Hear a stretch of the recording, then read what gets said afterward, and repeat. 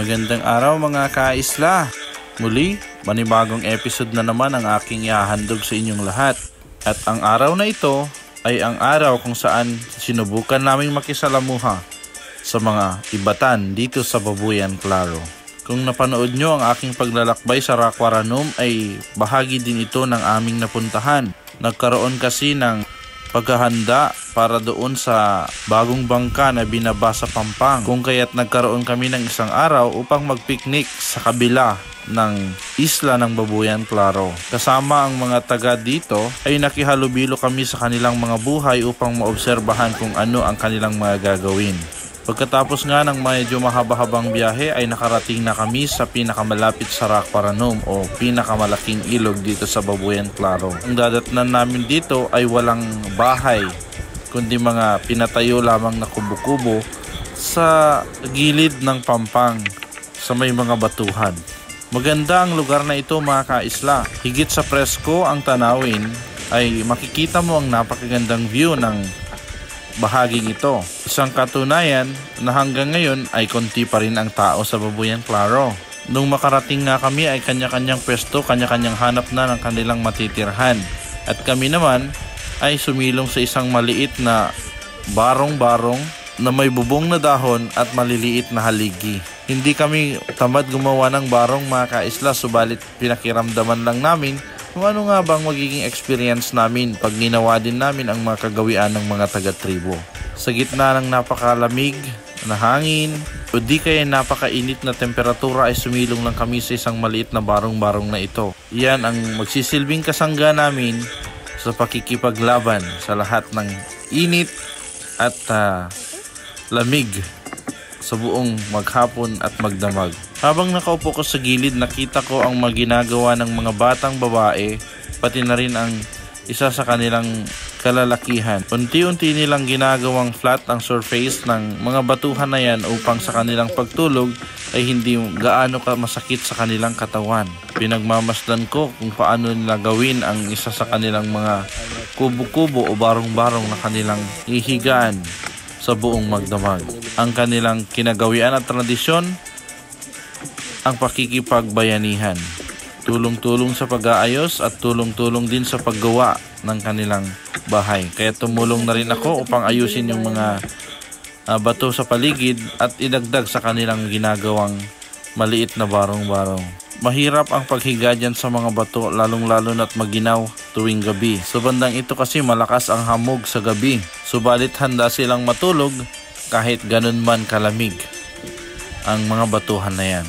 At ito na nga din ang naging higaan namin. May nagbigay lang ng kumot na ilalagay namin, ilalatag namin upang mas malambot ang aming higaan sapagkat hindi kami sanay sa ganyan katitigas na bato sa aming mga likuran. Iniisip ko pa lang nahihiga ako sa mga napakalaking mga bato na yan ay parang nahihina ng aking katawan at nananakit na ang aking likuran. At dahil masisipag nga sila ay talaga namang nagtulong-tulong sila. Kanya-kanyang trabaho, kanyang-kanyang hanap ng gagawin upang makatulong sa kanilang gagawing barong-barong na yan. Sa gilid din ng Pampang ay makikita mo ang lutuan nila. Nandiyan ang kanilang kaldero at ang kanilang mga daing na isda na nakuha nila mula dyan sa pangingisda dyan sa laot malapit sa amin.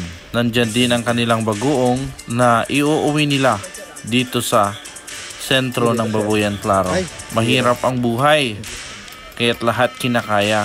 Pati mga babae ay hindi mo masusukat ang kanilang kakayahan dahil ang lalakas ng kanilang mga katawan. Yung isang ate, binuhat ang isang alat na yan na punong-puno ng gabi. Makikita mo din yung mga batang hubad-hubad na naglalakad dyan lang sa may mga batuhan. Sa dakong yan ay makikita mo din ang kanilang mga daing na inawalagyan pa nila ng usok upang hindi langawin. Mga kaisla, napakagandang mamuhay ng simple, subalit sa ganitong pangyayari at sitwasyon ay hindi ko yata kakayanin pag magtatagal ako ng mga ilang araw dito. Lalong-lalo na't kung hihiga ako dyan sa mga batuhan na yan, ay hindi ko siguro kakayanin kung abot ako ng buwan. Subalit ang sabi natin, natural na ang ating katawan ay nagkakaroon ng adaptation sa kahit anong pangyayari sa ating buhay, kaya possible din nakakayanin ko pag sinubukan ko na mas matagal na tumira dyan sa lugar na yan. Kami rito'y walang daladalang pagkain, kung anong pagkain na ihahain nila sa amin, ayun na lamang ang aming kakainin. Kung kaya tiningnan ko ang kanilang mga daing ang sasarap. Kapag maliligo sila dyan sa dagat o di kaya dyan sa ilog, ang kanilang mga damit ay isasampay na lang dyan sa gilid ng mga batuhan na yan. At may isang bata kaming nakilala. Ang batang si Gilbert ay 11 years old pa lamang, subalit kung makaasta ay ang lakas-lakas na ng kanyang katawan dahil nahubog na sa hirap ng kanilang buhay na pinagdadaanan. Malakas na siya, kayang-kaya na niya ding buhatin ang mga bato upang ayusin ang kanyang tutulugan pagsapit ng gabi.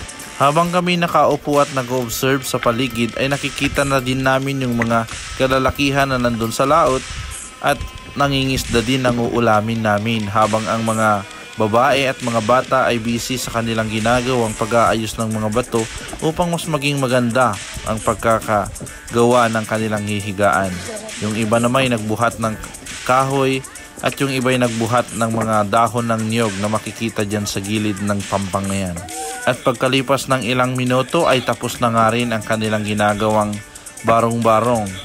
At ganyan, walang dingding at puro dahon ng niyog ang kanyang mga bubong, ay patuloy pa rin silang hihiga dyan at titiisin ang lamig ng gabi. Dito sa Babuyan Claro, buhay ng mga nasa tribo at buhay ng mga indigenous people dito sa Babuyan Claro.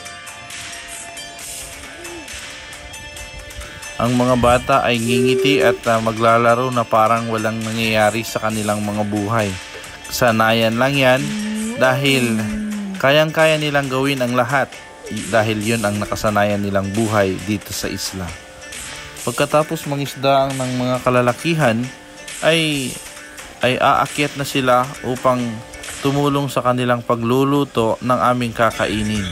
Ganito ang buhay dito sa isla. Ganito ang nakasanayang buhay ng mga taga rito sa tribo.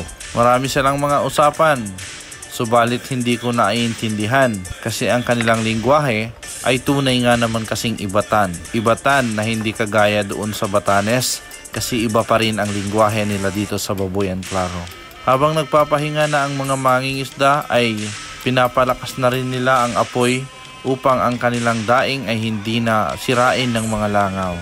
Si nanay ay asawa ng isa sa pinakamatanda doon na naninirahan sa likod ng bahagi ng Babuyan Claro Island. Matyagang sumasama sa amin at nag-i-stay dyan sa gilid ng dagat.